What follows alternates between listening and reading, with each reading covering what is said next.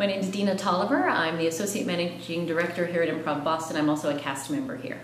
Improv Boston is a non-profit comedy theater. Our mission is to make the art of comedy accessible to everyone. So we've been around for 28 years. We have a theater here in Central Square in Cambridge.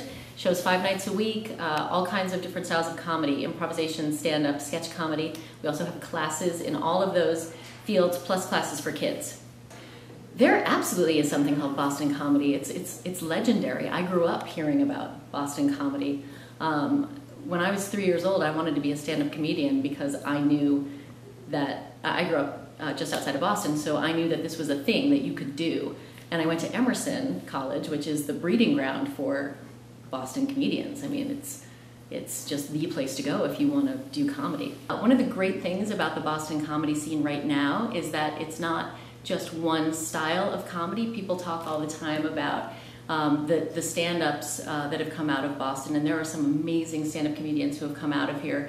Dennis Leary, Jay Leno, Stephen Wright, just amazing performers. And then you look at today, and there are also some really great stand-up comedians coming out of Boston. People like Mike Kaplan, who was on Last Comic Standing, Zach Sherwin, who goes by MC Mr. Napkins, who just released an album through Comedy Central Records, Shane Moss, who has a Comedy Central special, and all these other comedians that are on the verge of coming up and breaking through. Boston is not just about stand-up. Our comedy scene includes sketch comedy. We have brilliant sketch comedians that are performing all around town and in New York.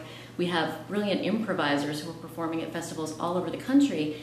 And also, Boston is being known again as the place to come to. So between the Boston Comedy Festival, the Boston Improv Festival, the Women in Comedy Festival, Boston is really on the map now for comedians as the place they want to come and perform. So this is the place to be if you want to laugh.